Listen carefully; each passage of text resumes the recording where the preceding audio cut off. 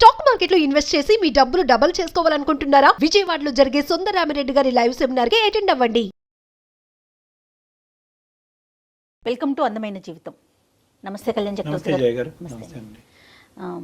కళ్యాణ్ గారు, అందమైన జీవితానికి ఎప్పట్లాగానే చాలా మెయిల్స్ వస్తూ ఉన్నాయి. అందులో నుంచి నేను ఒక మెయిల్ పిక్ చేశానండి. అబ్బాయి పేరు విక్రమ్. తను ఒక అమ్మాయిని ప్రేమించాడు. ఒక 2 years తర్వాత అమ్మాయి ఓకే చేసిందట. ఇద్దరు కొంచెం బాగానే మూవ్ అయిన తర్వాత సడన్గా ఆ అమ్మాయికి పెళ్లి కుదిరింది అనే విషయం ఈ అబ్బాయికి తెలిసింది. ఇతను ఎన్నిసార్లు కాల్స్ చేసినా అమ్మాయి పిక్ చేయట్లేదు. రీజన్ ఏంటో తనకు తెలియదు. నాకేం చేయాలో తెలియట్లేదు. అసలు ఏం జరిగింది? ముందు తన మాటలను బట్టి నాకు అర్థమైంది ఏంటంటే, అసలు ఏం జరిగింది? నాతో ఇంత బాగా ఫ్రీగా ఉన్న అమ్మాయి సడన్గా నా ఫోన్ పిక్ చేయకపోవటం, మళ్ళీ పెళ్లి చేసుకోవటం నాకు అర్థం కావట్లేదు అని మెయిల్ చేశాడు మనకి. నెంబర్ విక్రమ్. మాట్లాడదామండి. కాల్ చేయనా? తప్పకుండా. విక్రమ్.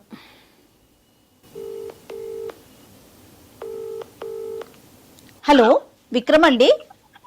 అవునండి. విక్రమ్ గారు, నేను సుమన్ టీవీ అందమైన జీవితం ప్రోగ్రామ్ నుంచి కాల్ చేస్తున్నానండి. మాట్లాడొచ్చా మీతో? మేడం మాట్లాడచ్చు. ఓకే, మీరు మాకు మెయిల్ చేశారు. నాతో పాటు డాక్టర్ కళ్యాణ్ చక్రవర్తి గారు కూడా ఉన్నారు. ఓకే ఒకసారి మాట్లాడతారా? Okay madam. రైట్, చెప్పండి మీ ఇష్యూని. అంటే నేను బ్రీఫ్గా చెప్పానండి డాక్టర్ గారికి, కొంచెం డీటెయిల్డ్గా మాట్లాడండి. Vikram, hi Vikram. Hi sir. బయట ఉన్నట్టున్నారు, పర్లేదా? సౌండ్ మీకేం డిస్టర్బెన్స్ లేదు కదా? మా తరపు మీ వాయిస్ బాగానే ఉంది. ఓకే సార్, నాకు బానే ఉంది. ఓకే విక్రమ్, చెప్పండి, ఏంటి ఇష్యూ ఏంటి నాన్న? 2 years నుంచి ఒక అమ్మాయిని లవ్ చేశాను. 2 years తర్వాత తను నన్ను యాక్సెప్ట్ చేసింది. 1 year దాకా బానే ఉన్నాం. సో ఇప్పుడు ఏంటంటే, నేను కాల్ చేసినా తను లిఫ్ట్ చేయట్లేదు. అసలు రెస్పాన్స్ లేదు తన నుంచి. ఏమైంది అసలు నాకు కూడా ఏం అర్థం కావట్లేదు. సో వాళ్ళ ఫ్రెండ్స్ అయితే నేను కాల్ చేసి కనుక్కుంటే తనకి మ్యారేజ్ ఫిక్స్ అయింది. అంటే ఇప్పుడు తన మ్యారేజ్ దగ్గర పడే కొన్ని నాకు అసలు ఉండలేకపోతున్నాను అంతే. Vikram, 2 years love story. 2 years wait చేసిన తర్వాత అమ్మాయి ఒప్పుకుందా? ఒప్పుకుంటే కనుక ఎంతకాలం బట్టి మీ ప్రేమాయణం కొనసాగింది, మీ లవ్ స్టోరీ?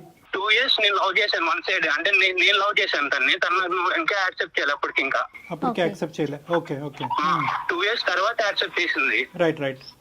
బానే ఉంది. 1 year మటుకి బాగానే మాట్లాడుకుంటాం, బాగానే తిరిగాము. ఈ అమ్మాయి యొక్క పరిచయం ఏంటి? కాలేజ్ లవ్ స్టోరీయా లేదంటే నేబరా? ఏంటి ఈ అమ్మాయి? తను కాలేజ్ చదివేది, కాలేజే తను.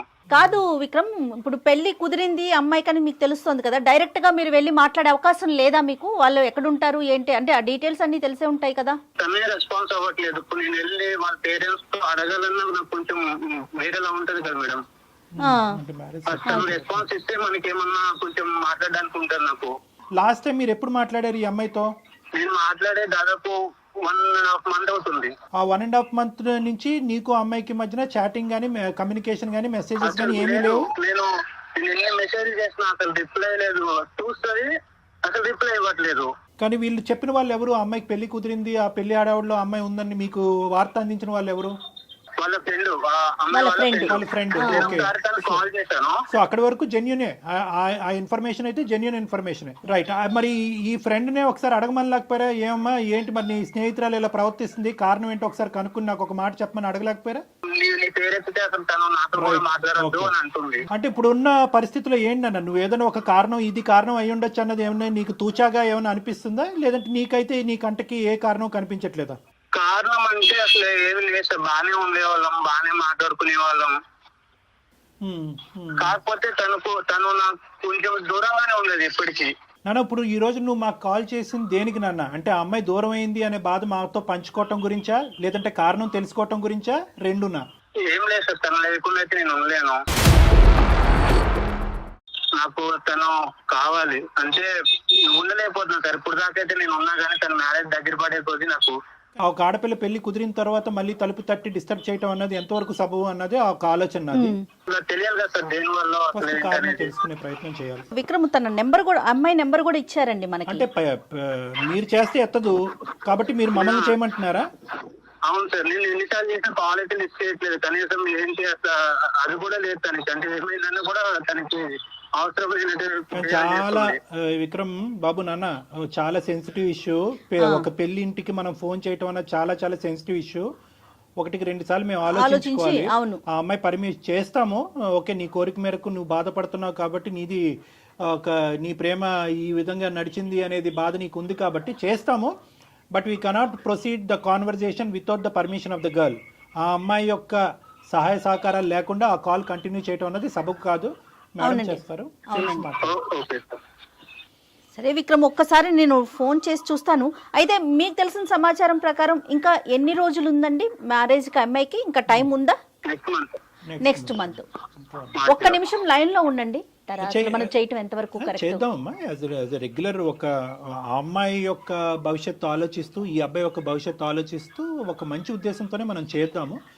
లేదు ఈ కాన్వర్జేషన్ గురించి నాకు ప్రత్యేకంగా డిస్కస్ చేయాలని నా ఉద్దేశం నాకు లేదు, దీనివల్ల మా ఇంట్లో ఏమైనా డిస్టర్బెన్సెస్ రావచ్చు అనే ఉద్దేశం అమ్మాయికి ఉంటే కనుక we cannot proceed with the conversation. Okay, నేను కాల్ చేస్తాను. ఒక్కసారి లైన్ లో ఉండండి.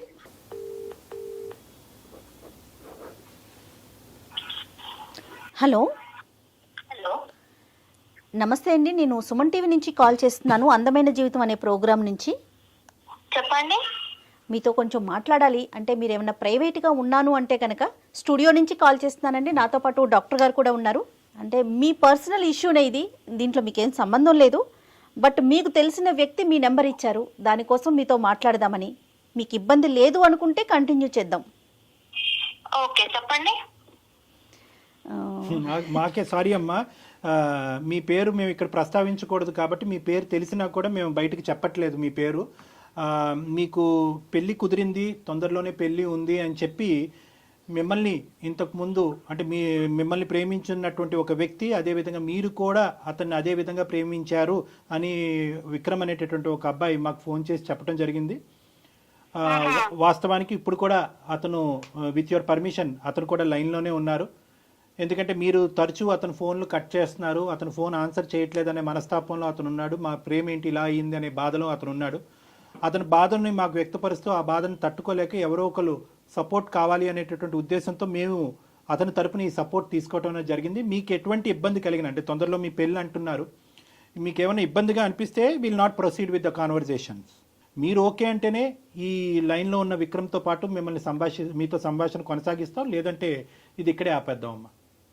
ఓకే సార్, మాట్లాడదాం సార్. విక్రమ్ చెప్పటం వరకు 2 years వరకు నేను తన చుట్టూ తిరిగాను, తనకి నేను ప్రపోజ్ చేశాను. 2 years తర్వాత తను యాక్సెప్ట్ చేసింది, మా రిలేషన్ బాగానే జరిగింది. కానీ సడన్గా తనకి పెళ్లి కుదిరింది, పెళ్లి చేసుకుంటుందని నాకు తెలిసింది, నాతో మాట్లాడటం మానేసింది అనేది విక్రమ్ వైపు నుంచి వస్తున్న మాట అండి.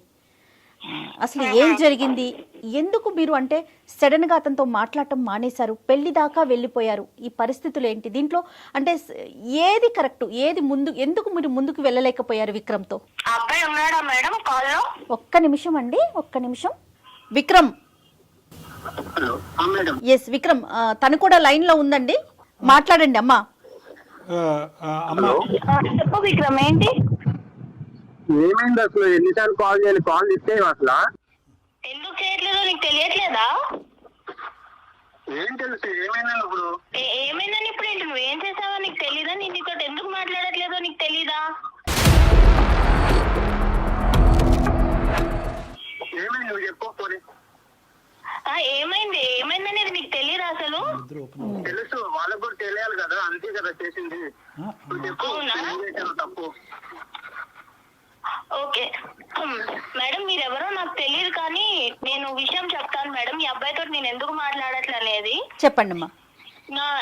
నాకు ఒక ఫ్రెండ్ ఉండేది మేడం హాస్టల్లో, చాలా బెస్ట్ ఫ్రెండ్ తను. ఓకే. ఈ అబ్బాయి నాకు 2 years నా వెంట తిరిగాడు అనేది ఆ అమ్మాయికి తెలుసు. అమ్మాయికి తెలుసు.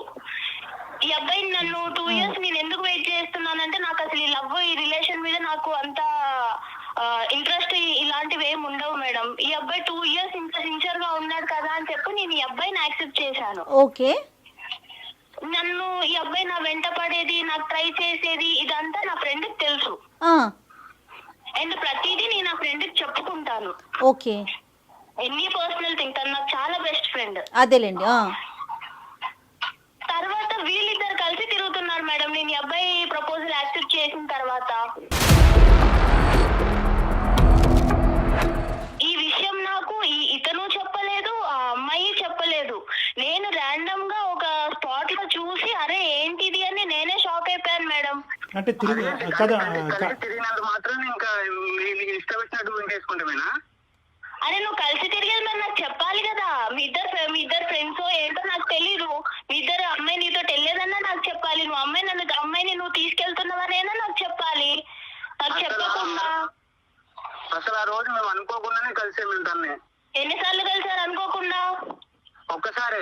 విషయాలు కలుస్తారు? నువ్వు అబద్ధాలు చెప్పకు, అర్థమైందా? నువ్వు ఎవరినో తీసుకొచ్చావు, ఇప్పుడు ఎందుకు తీసుకొచ్చావో నాకు తెలీదు. నువ్వు అబద్ధాలు చెప్పకు, అర్థమైందా? నేను అబద్ధాలు చెప్తున్నానా? మరి అది నాతో ఎందుకు మాట్లాడడం మానేసింది? అది నాకేం తెలుసు? నీకేం తెలుసు? నీకేం తెలియకుండానే నేను నీతో మాట్లాడకుండా నేను ఇంకొక పెళ్లికి ఫిక్స్ అయిపోయాను. నీకు ఆ విషయం తెలుసు కదా? కాదమ్మా, మీరు ఎన్నిసార్లు చూసుంటారు అట్లా? అసలు తిరగటం అంటే ఏంటి? ఏంటమ్మా? అంటే మేడం నేను ఒక 2-3 టైమ్స్ చూసాను మేడం వాళ్ళని. ఏం చూసారమ్మా? వీళ్ళు ఇద్దరు కలిసి మంచిగా బైక్ మీద మాల్ కి వెళ్తున్నారు సార్, మంచి రెస్టారెంట్ కి డిన్నర్ కి వెళ్తున్నారు, లంచ్ కూడా కాదు, మంచి నైట్ రైడ్ కి వెళ్తున్నారు, డిన్నర్ కి వెళ్తున్నారు. ఇదంతా నాకు తెలీదు. నేను ఈ అబ్బాయి ప్రపోజల్ యాక్సెప్ట్ చేసిన తర్వాత ఆ అమ్మాయి నన్ను అవాయిడ్ చేయడం స్టార్ట్ చేసింది. అదే తినేందుకు నన్ను ఇలా అవాయిడ్ చేస్తుంది అని నాకు తెలియలేదు అప్పుడు. తర్వాత ఈ అబ్బాయి ప్రపోజల్ యాక్సెప్ట్ చేసిన తర్వాత ఈ అబ్బాయి నుంచి కూడా నాకు పాజిటివ్ వైబ్స్ లేవు సార్. కాదమ్మా, నువ్వు అడిగావా ఏమయ్యా బాబు నాతో తిరగటమే కాకుండా ఆ అమ్మాయితో తిరుగుతున్నావు ఏంటి డబుల్ ట్రబుల్ ఏంటి అని అడగలేకపోయావు ఒకసారి? నాకు అసలు వాళ్ళిద్దరిని అలా చూడగానే నాకు మాట్లాడటం కూడా అనవసరం అనిపించింది సార్. నాకు చెప్పాలి కదా, నా ఫ్రెండ్ తోనే తిరుగుతున్నప్పుడు నీ ఫ్రెండ్ నేను తీసుకెళ్లాను, నీ ఫ్రెండ్ నేను ఇక్కడ డ్రాప్ చేశాను, డిన్నర్ కి అడిగినాను, అట్లీస్ట్ చెప్పాలి కదా. మరి అబ్బాయి ఎందుకు చెప్పలేదు విక్రమ్? సార్ ఆ రోజు అసలు ఏమైందంటే నేను అనుకోకుండా ఒక దగ్గర కలిసాము. అయితే ఆ రోజు తన బర్త్డే అన్నమాట. ఓకే. సో నేను ఏంటని అడిగితే నా బర్త్డే అంటే అవునా పార్టీ లేదని అడిగాను మామూలుగా. సో అయితే తను ఏమన్నా సరే ట్రీట్ ఇస్తాను అడుగు అని చెప్పేసి డిన్నర్ తీసుకెళ్ళింది. నేను వద్దాను అప్పటికి, వెళ్దాము తర్వాత వెళ్దాంలే అని చెప్పాను. కాదు విక్రమ్, ఆ అమ్మాయి మీకు ఎలా పరిచయం? వీళ్ళ ఫ్రెండ్ తినే పరిచయం చేస్తుంది కదా. మరి ఆ అమ్మాయికి మీరు ఎవరినైతే ఇష్టపడుతున్నారు అంటే పేరు చెప్పకూడదు కాబట్టి నేను చెప్పట్లేదు. ఈ అమ్మాయికి తెలియకుండా ఈ అమ్మాయి ఫ్రెండ్ తో మీరు డిన్నర్ కి ఎలా వెళ్తారండి? అదే మేడం, ఒకవేళ మేము ఏమైనా తప్పు చేస్తే అప్పుడు భయపడే వాళ్ళు చెప్పేవాళ్ళేమో ముందు. అసలు అక్కడ అసలు ఏం లేదు. అసలు తన బర్త్డే వెళ్ళాము, తిన్నాము, వచ్చేసాము అంతే. తను డ్రాప్ చేసి వచ్చేసాను అంతే. ఇంక దాంట్లో చెప్దామన్నా అంటే అంతేం లేదని ఇంక నేనేం చెప్పలేదు, ఇందులో ఏముందిలే అనుకుని.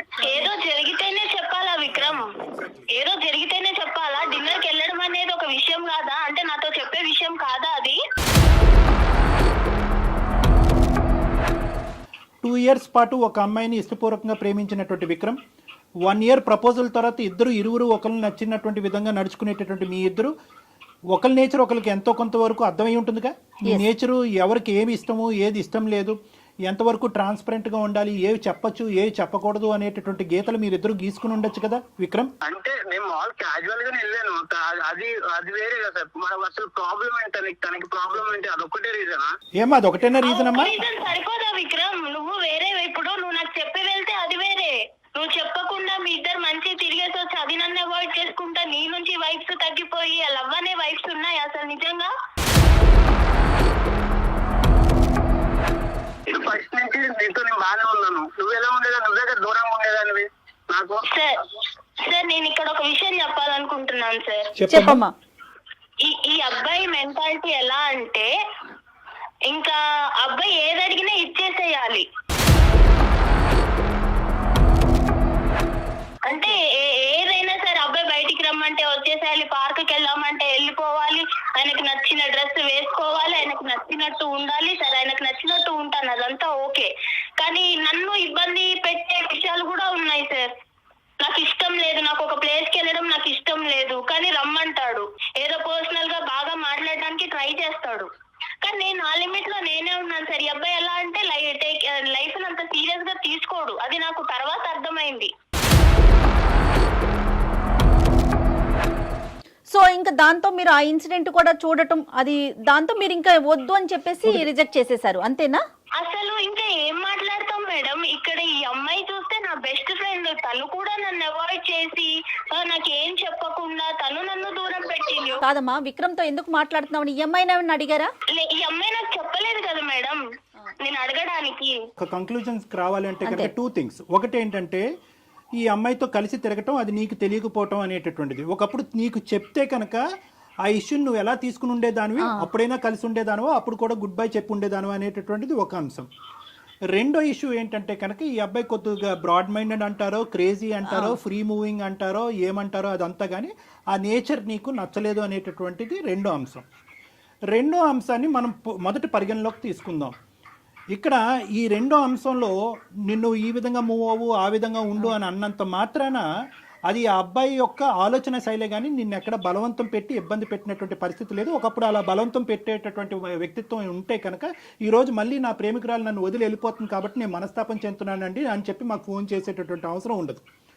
నిన్ను అడిగాడు, ఇలా వెళ్దాం, ఇలా ఉందాం, ఇలా చేద్దాం, ఈ డ్రెస్ వేసుకో, ఈ డ్రెస్ బాగుంది, ఈ డ్రెస్ బాగాలేదని అడిగాడే కానీ ఈ డ్రెస్సే వేసుకోవాలి, నువ్వు బయటకు నాతో పాటు వస్తేనే కనుక మన ప్రేమ నిలుస్తుంది, లేదంటే విడిపోదాము, నువ్వు వాడితో మాట్లాడద్దు, మాట్లాడొద్దు అనేటటువంటి రిస్ట్రిక్షన్స్ అయితే నీ చుట్టూరు పెట్టలేదు. అతను ఆలోచన నీకు వ్యక్తపరిచాడు. నువ్వు ఎస్ అంటావా, నో అంటావా అనేది కంప్లీట్గా అది నీ ఫ్రీడమ్. ఇది నెంబర్ 1. నాకు రెస్ట్రిక్షన్స్ పెట్టలేదు సార్, అది కరెక్టే, నేను ఒప్పుకుంటాను. ఈ అబ్బాయి ఏం చేసినా నేను యాక్సెప్ట్ చేయాలి అన్న అబ్బాయి అలా ఎక్స్పెక్ట్ చేస్తుంటే నేను ఏం చేయాలి? అసలు లవ్ అంటేనే అది కదా సార్. మీరు చెప్పండి సార్, లవ్ అంటే ఏం చెప్పండి. No Vikram, no sorry Vikram, I think you're going on the completely wrong track. ఏదో నేను నీ తరపున ఒక 2 మంచి మాటలు చెప్పాను కాబట్టి అసలు లవ్ డెఫినేషనే బయటకు తిరగటం, ప్రేమించుకోవటం, ముద్దు పెట్టుకోవటం అన్నది కాదు కదా విక్రమ్. లవ్ అంటే కనుక the basement is trust and transparency. నమ్మకం, ట్రాన్స్పరెన్సీ. నీకు నచ్చినటువంటి విధంగా అవతల వాళ్ళు ఉండాలి అనేటటువంటిది లవ్ కాదు. నీకు తిరగటం అలవాటు కాబట్టి ఆ అమ్మాయి తిరగాలి అనేటటువంటిది లవ్ కాదు. లవ్ అనేటటువంటి దానికి డెఫినేషన్కి నువ్వు ఎంజాయ్మెంట్ అనేటటువంటి దానికి ఒక పరిగణలో తీసుకొస్తున్నావు. ఆ అమ్మాయి ఏంటంటే లవ్ అంటే కనుక ఒక పవిత్రత, పెళ్లి తర్వాతే అన్ని ఎంజాయ్మెంట్లని ఆ అమ్మాయి చెప్తుంది. సో ఎవరి ఇష్టం వాళ్ళది కాదనట్లేదు. కానీ ఇక్కడ మోస్ట్ ఇంపార్టెంట్ పాయింట్ ఏంటంటే విక్రమ్, నువ్వు మర్చిపోతున్నావు. How can you say that Vikram? అది రాంగ్ కాన్సెప్ట్. అంటే అందుకని పెళ్లి కాకముందే అన్ని కలిసి ఉంటారా ఏంటి విక్రమ్? విక్రమ్, మనం సమాజంలో ఉంటున్నాం, అడవిలో కాదు. విక్రమ్, ఒకటి ఇక్కడ ప్రేమించుకునే వాళ్ళు తిరగకూడదు, తిరిగితే అది తప్పుడు ప్రేమ అని మేము అనట్లే. కానీ నీకు నచ్చింది, ఎదురుగా నిన్ను ప్రేమించేటటువంటి, నిన్ను ఇష్టపడేటటువంటి ఆ అమ్మాయికి కూడా నచ్చటం అన్నది ఇంపార్టెంట్. ఆ అమ్మాయి విలువల్ని గౌరవించటం అది నిజమైన ప్రేమ కదా విక్రమ్? ఒకసారి ఆలోచించండి.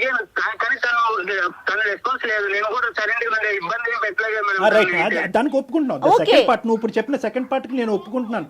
విక్రమ్, నువ్వు నన్ను ఇబ్బంది పెట్టలేదు, కానీ నా దగ్గర ఏదో హ్యాపీనెస్ దొరకట్లేదు అని చెప్పి వేరే వాళ్ళతో మాట్లాడుతున్నావు చూడు, అది నీకు కరెక్ట్ అనిపిస్తుందా? అది నీ కన్ఫ్యూజన్ అయి ఉండొచ్చు అమ్మా. అంటే నేను చూసే విధానంలో ఉంటదా అది? అంటే నా ఫ్రెండ్ నాకు చెప్పకుండా నీతో తిరగొచ్చు, నువ్వు కూడా నాకు చెప్పకుండా నా ఫ్రెండ్ తోటి తిరగొచ్చు, ఇద్దరు కలిసి మంచి చెత్తపట్టాలు వేసుకొని వెళ్ళిపోవచ్చు, మాల్స్ కి తిరగొచ్చు, పార్క్స్ కి తిరగొచ్చు, డిన్నర్ కి వెళ్ళొచ్చు. అన్నీ నేను చూస్తూ, మీరు నాకు చెప్పకుండా నువ్వు అన్ని చూస్తూ మళ్ళీ నీ రిటర్న్ లో ఏంటిది అని అడగాల?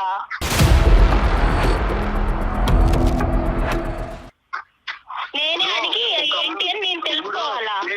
నేను వెళ్దామని నేను తనతో అనలేదు, తల్లి నన్ను అడిగింది, సో నేను వెళ్ళాను. ఏ రాయైతేనేంటి విక్రమ్, తలపగల ఈ రోజు ఆ అమ్మాయి అడిగింది, రేపు ఇంకొక అమ్మాయి అడుగుతుంది.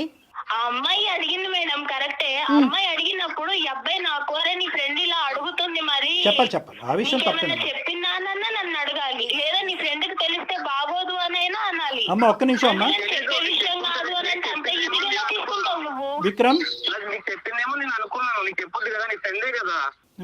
విక్రమ్, ఈ డిస్కషన్ అంతా కూడా ఎంతవరకు నీ భవిష్యత్తుకి, ఆ అమ్మాయి భవిష్యత్తుకి ఉపయోగపడుతుందో అన్నది నాకు తెలీదు. సెటిల్ అయినటువంటి మ్యారేజ్ వదిలేసి నీతో పాటు వస్తుంది అనేటటువంటి ఆలోచనకు కూడా ఇది ఉపయోగపడుతుందో లేదో మనకు తెలీదు. కానీ ఒక్కటి, నువ్వు ఆ అమ్మాయి ఎదుర్కొంటే ఒక్కటైతే ఒప్పుకోవాలి, ఈ అమ్మాయి ఇలాగ ఫ్రీగా, ఫెయిర్గా, బ్రాడ్ మైండెడ్గా, ఫ్రీ మూవింగ్గా నీతో పాటు లేనందుకు వేరే అమ్మాయితో నువ్వు పరిచయం పెంచుకున్నావా? ఒక్కసారి నువ్వు ఒప్పుకోవాలి, ఇది ఎస్ ఆర్ నో. ఆ అమ్మాయి పిలిచింది కాబట్టి నేను వెళ్ళాను, ఆ అమ్మాయి పిలవకపోతే నేను వెళ్ళను, ఇవన్నీ కాదు.